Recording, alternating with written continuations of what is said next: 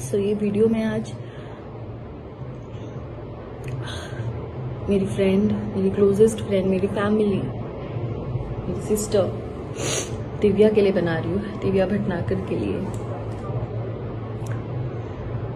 मेरी गोलू मोलू सी क्यूटी सी, she left us, she left me. अभी तो बस उसने स्टार्ट किया था कि अपनी तरीके से वो जिंदगी जिएगी इंडिपेंडेंटली, किसी के ट्रैप में नहीं आएगी, खुद को संभालेगी, खुद को स्ट्रॉन्ग करेगी। And see, and I personally feel कि भगवान शायद खुद उसकी सफरिंग देख नहीं पाए, अंकल उसकी सफरिंग्स देख नहीं पाए। इतने सालों में, पिछले 9-10 सालों में आज तक मैंने कभी नहीं देखा कि दिव्या ने किसी के लिए कुछ गलत किया, किसी के साथ गलत किया या किसी को दुख भी पहुंचाया है। बस लोगों ने सिर्फ उसको ही दुख पहुंचाया है, उसी का ही इस्तेमाल किया है, स्पेशली रिलेशनशिप्स।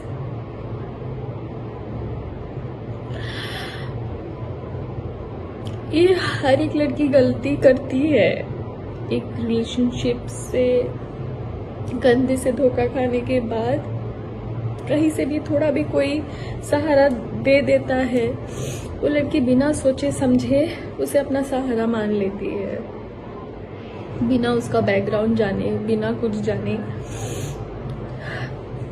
और दिव्या तो मासूम थी, एकदम भोली थी।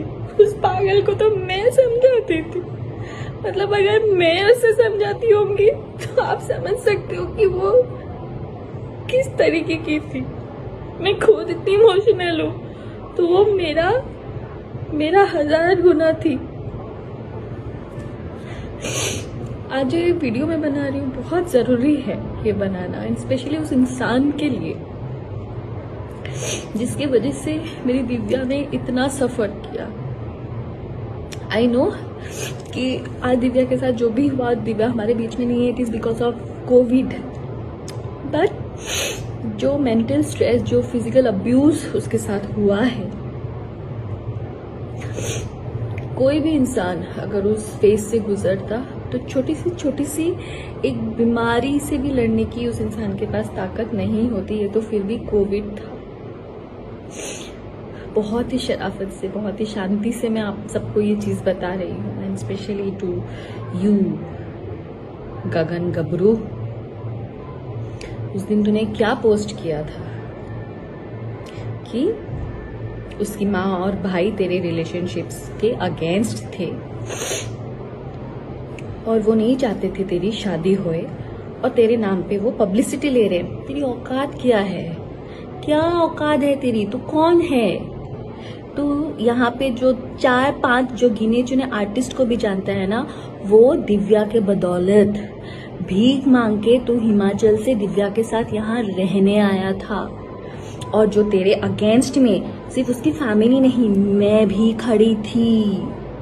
इसीलिए वो 4 साल मेरी दिव्या से बात नहीं हुई थी, क्योंकि मुझे पता था कि तू ऐसा ही निकलेगा।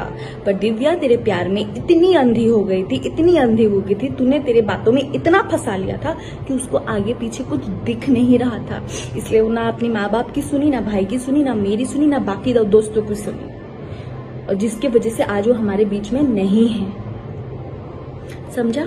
तू पब्लिसिटी देगा, तुझे मैं पब्लिसिटी दे रही हूँ, अब तू ले पब्लिसिटी मेरे से। तुझे मैंने कहा था ना, तेरा काला चिट्टा खोल के रख दूंगी मैं।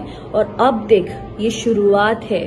तुझे मैंने ऊपर से नीचे तक एक्सपोज नहीं किया ना, तो फिर तू बता मुझे।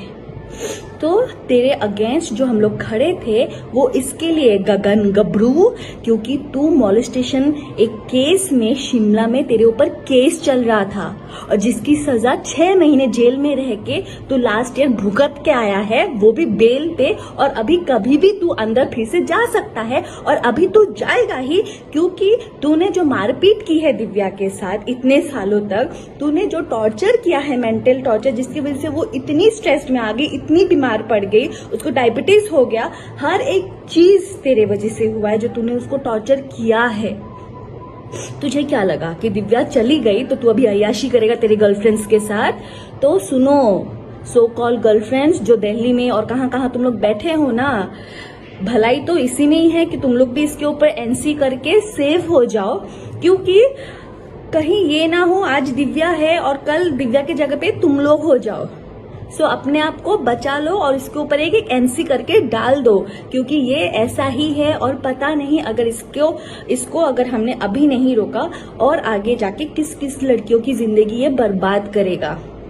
सो and this is to all the industry people, जितने भी आर्टिस्ट हैं, जितने भी इस आदमी के साथ जुड़े हुए हैं, प्लीज इसका बैकग्राउंड चेक कीजिए। हिमाचल शिमला पुलिस स्टेशन में जहां से भी ये है वहां का पुलिस स्टेशन, वहां के जेल का पता कीजिए इसका अच्छे से। इनफैक्ट इसका ओशीवारा पुलिस स्टेशन में भी दिव्या ने एनसी करवा के रखा है। करवा चौथ के दिन ये आया था और उस दिन भी मारपीट करके गया है उसके साथ। और एक तो शादी के बाद से ही वो दिव्या को रोज मार रहा है, उसकी ज्वेलरी भी चुरा के ले गया है। हर एक चीज इस आदमी ने जो दिव्या के साथ किया है विद प्रूफ मैं आप सबके सामने एक एक करके मैं एक्सपोज करूंगी। बट उससे पहले तू सुन ले गगन गबरू, तेरी जिंदगी अब जेल में ही सड़ेगी, ये तू आज समझ ले। तूने जो किया है ना दिव्या के साथ, उसका हिसाब तो भगवान ही तेरा अब करेगा। दिव्या तो अब बहुत अच्छी जगह पे है, वो भगवान की ही बच्ची थी और भगवान के पास ही है, और अंकल को भी नहीं देखा गया उसकी सफरिंग्स, इसलिए वो आज हमें छोड़ के चली गई है। पर तूने दिव्या को हमसे छीना है ना, तू देख जिंदगी भर तू और तेरी माँ जेल में ही सड़ेंगे। तू देख गगन गबरू, तू देख लीगल काउंसलिंग करेगा तू। क्या लीगल काउंसलिंग लिख के रखा है तो अपने प्रोफाइल पे? लीगल काउंसलिंग या जेल में जाके करेगा, या जेल में करके सीख के आया है जाके 6 महीने रह के? तू देख, अभी तेरी पब्लिसिटी मैं करवाती हूँ, तू देख।